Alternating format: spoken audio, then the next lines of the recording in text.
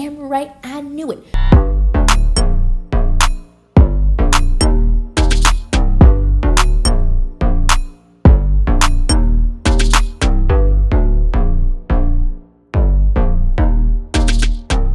Welcome back to another episode of Wrestle Capsule, where you'll be getting your weekly dose of pro wrestling talk. And I am your host, B-Dub. So welcome back to the show. Today, we are going to be talking about yesterday, more specifically, Monday Night Raw. Now, I'm not going to be giving you a play-by-play full recap.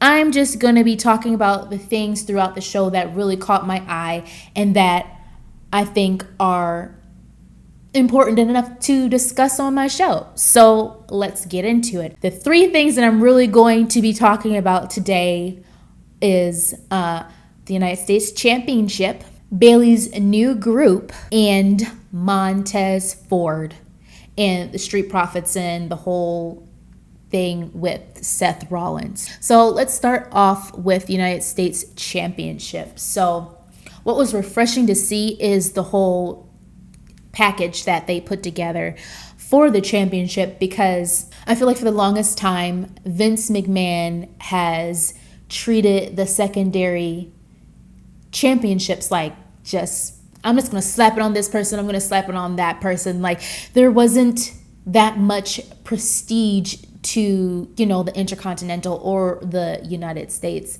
Championship. Even though I am fully aware of the hierarchy of, the highest championship down to the 24/7 championship, even though I feel like the 24/7 championship should be thrown in the trash. First burnt to crisp and then thrown in the trash, but that's neither here nor there. I don't really care too much for that title at all. I just don't. I understand the hierarchy, but I also understand that each title has its place, each title has its purpose, and I feel like the United States Championship, as well as the Intercontinental, should be used as championships that prime wrestlers for, the WWE or the Universal Championship. That's what I feel like it should be, but that is not what it was. So to see the package and see it remind us of the importance of that title, and to see the wrestlers, the superstars who've had it in the past and have made that title what it should be. I feel like that added value back to the United States Championship title, and it's building it back up, which makes sense because on yesterday's Raw, there were two triple threat matches. Whoever won the first match and whoever won the second match, those two would compete to see who would qualify to go up against Bobby Lashley, who is currently the United States champion. So I feel like that made sense. I'm seeing an overarching pattern now moving forward with the new regime of, Stephanie McMahon and Triple H. Continuity. Storylines making sense. I was talking about this before on the last video, the first video I did, which was the SummerSlam review. If you haven't watched that, watch that.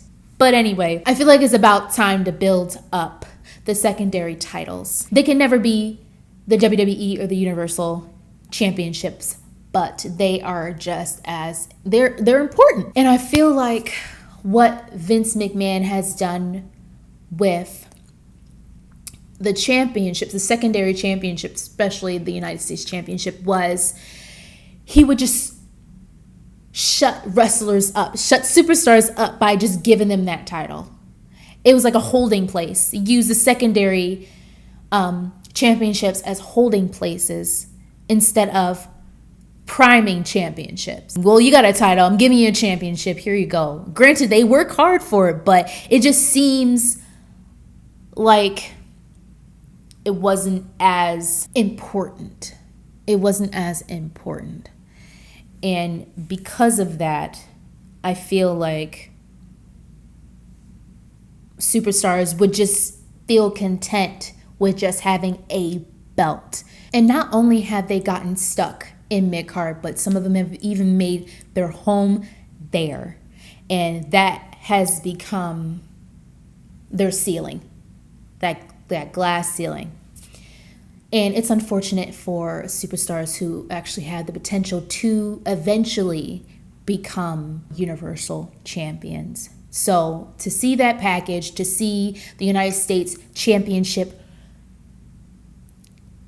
elevated and built back up is super refreshing. And then that package built the anticipation for what was going to be happening during Monday Night Raw, which is the 2 triple threat matches. The first triple threat match was between AJ Styles, Mustafa Ali, and The Miz. And then the second one was Ciampa, Dolph Ziggler, and then Chad Gable. Well, one thing that was really standing out to me and was super annoying, and I can't even for the life of me remember if it was the first triple threat match or the second one, but the crowd was singing, "He has tiny balls, he has tiny balls." And I'm just like, I think it might have been during the second one where it was Ciampa, Dolph Ziggler, and Chad Gable. And I think it was. It definitely was that, because Miz was ringside being support for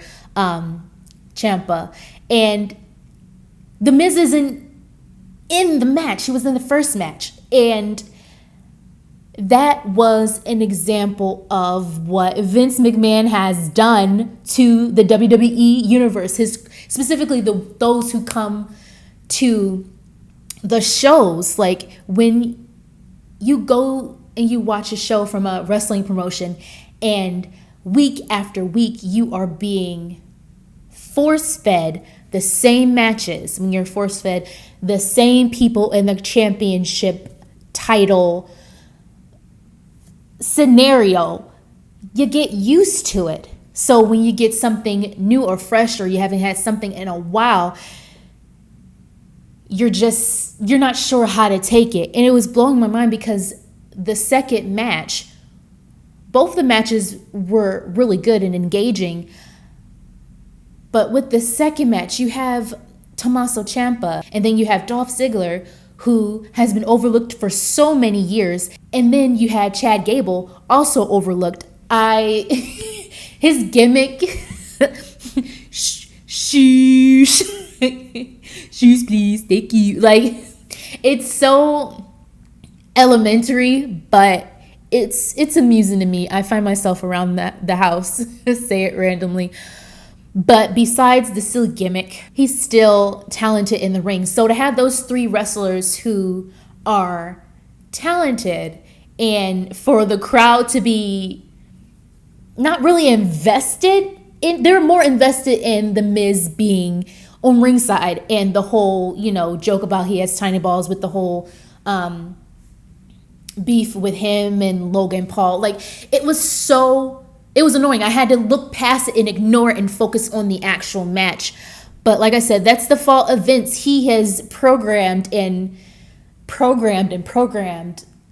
his audience to get into silly gimmicks, to get into silly storylines and jokes, whether they're crass or not. And the whole "he has nine balls," I was just like, okay. Can we focus on Ciampa? Can we focus on Chad Gable? Can we focus on Dolph Ziggler? Like, come on, guys. Come on.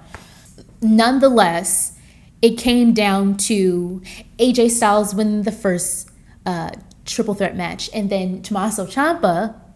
I always want to call him Tommaso Ciampa because NXT, that was his name, and he got to the main roster. Now they just take off the first name and leave the whatever.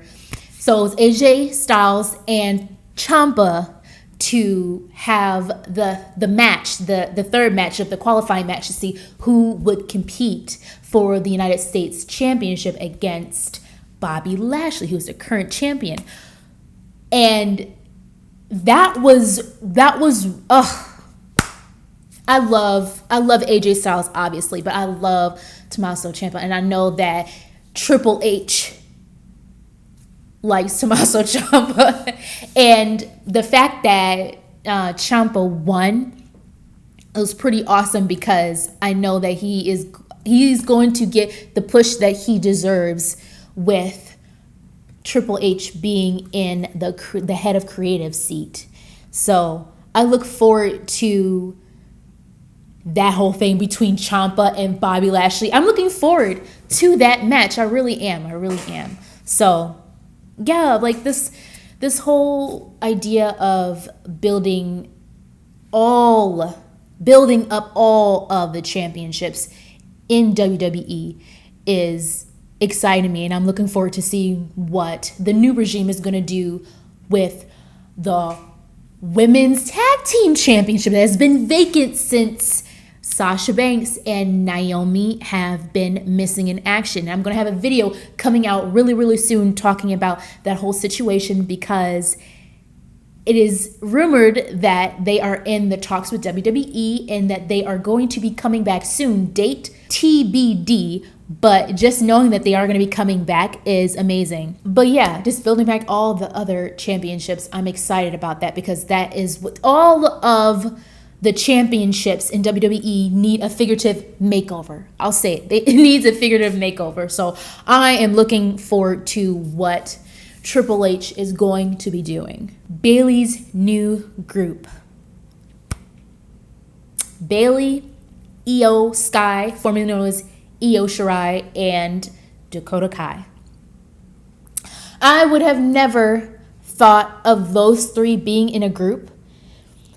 And I love it. It's like that saying where it's talking about how I never knew I needed something so bad, or I never thought I needed to see this in WWE. But to have those three in a group, a stable, is pretty awesome. And to think that Bayley had already pitched this idea to Vince, and he was like, nah, let's squash that. Not surprised, but I am definitely excited that it's happening. And I love the little promo that Bayley had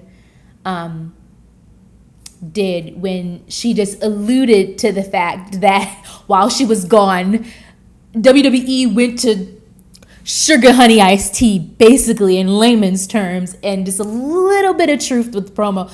Just putting some truth up in there. I absolutely love that. I love how more and more attitude is being added to WWE, being added to Monday Night Raw, giving us some attitude essence, attitude vibes. I'm definitely looking forward to that. And they are giving me Riot Squad vibes till no end. I remember when I watched... It was a while ago, but I remember I had watched a video of the Riot Squad first coming to the main roster and how they were just tearing through people. Like, people would be doing interviews, and all of a sudden the Riot Squad would just come out of nowhere and just start beating would come out of nowhere and just start beating people up. just tearing through the women's roster left and right. That edge, I loved it, and I got reminiscence of that. And that was also refreshing because I believe and I feel that the women's division needs more stables, needs more tag teams, needs more women on the roster. Like the WWE men and women roster, the division, the men and women's divisions are starving. Like, they're starving. They're like, the people that should be there are not there because of the freaking firings that happened left and right prior to the new regime taking over. So we need to beefing up the divisions, basically, is what I'm saying. The divisions need to be beefing up. Bayley's group, I can't wait until they come up with a name, if they're going to have a name, because I don't always have to say Bayley's group. I hope they come up with a cool name. I'm pretty sure they will. But when they came in to sabotage Alexa Bliss and Asuka's match. And then it turned around where Io Sky had a match with Bianca Belair. And of course, in heel fashion, Bayley and Dakota Kai were like blocking Bianca from getting back in the ring with Io because she was getting the best of her.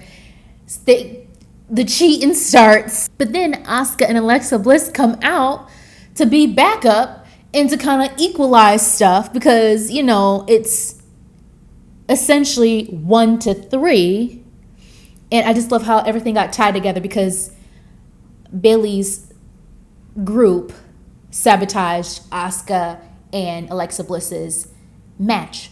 But then when Bayley and Dakota Kai were trying to essentially sabotage the match between Bianca and Io Sky, Asuka and Alexa Bliss came out. So once again, there is continuity. Things make sense in the storyline. I'm starting to see now that women, and I'm talking about WWE, women are going to get more of a shine like they used to back in 2018 with the whole Evolution. That was such a highlight. That was when I first started watching pro wrestling. That was the first pay-per-view that I saw, Royal Rumble, when the women actually had their first Royal Rumble match, and Asuka won. That's what made me fall in love with wrestling. I was so much more invested into the women. I was much more invested. But yeah, I know that there's going to be more of a push for the women, and I know that there's going to be elevating of the women as well as the men. Those who are not getting enough of a push, those who are being overlooked, hopefully are going to get more opportunities to prove themselves and are going to be able to be their authentic self and be more creative and not have a big old foot stomping out their ideas. So let's talk about the Street Profits and Seth Rollins. So with Montez Ford, I was definitely seeing something that I had not, one, thought about, and two, never seen him do. I saw him in a different light. I saw him as a potential singles competitor in Raw, and I wasn't mad about it. Granted, I love the dynamic and the chemistry between Angelo Dawkins and Montez Ford. They are great. They're a great team as the Street Profits. But with them losing to the Usos, and like I said in my my first video, SummerSlam review, I already had a feeling that they were going to lose. Even so, after they lost in the way that they looked like, oh my gosh, I could just tell that something was brewing. I could just tell as they were watching, the Usos gloat as they're walking to the back, and then Dawkins and Ford are in the ring just looking like their puppy just died. Like, I could tell there was something brewing. So to come on Monday Night Raw and to have Montez Ford have this edge and this, I don't know what to call it, but he was just ready to fight Seth Rollins. He didn't even consult with Angelo. He was just like, I'm gonna do it. I'm just gonna run into the ring and we just gonna have this match right here, right now. Like I said, though I love the Street Profits, I don't mind seeing Montez as a competitor, as a single competitor, because he is great in the ring. His frog splashes are everything in the world. And he's so limber and agile, and he's so quick, and he is so entertaining on the mic. It's not even funny. Like, he can hold his own on the mic. So I feel like he has the necessary key ingredients to be a successful singles competitor. So I am also looking forward to that. I wonder how everything is going to play out with the Street Profits. Is it going to be those two are going to kind of have a falling out, Dawkins and Ford, because of their loss with SummerSlam, and then Montez Ford losing to Seth on Monday? And I don't know what the future holds for the Street Profits, so I'm curious to see how that is going to play out. Is it still going to be he's going to be in the Street Profits and then every once in a while he's going to be in a singles match, or are they just going to go their separate ways? Like, I'm so curious to see how that is going to play out. And I love that you're just going to keep hearing me talk about storyline. I am a writer at heart, and I love creativity, and I love taking the audience on a ride that they want to be on. And with wrestling, it's all about not only telling a story on the mic or with interactions between wrestlers, but also in the ring, telling a story in the ring. And I feel like Montez definitely does that. The motion is there, the selling is there, the moves are there. Like, I'm looking forward to it. I'm definitely looking forward to it. So guys, let me know in the comments below what you thought about Monday Night Raw. Overall, I enjoyed it.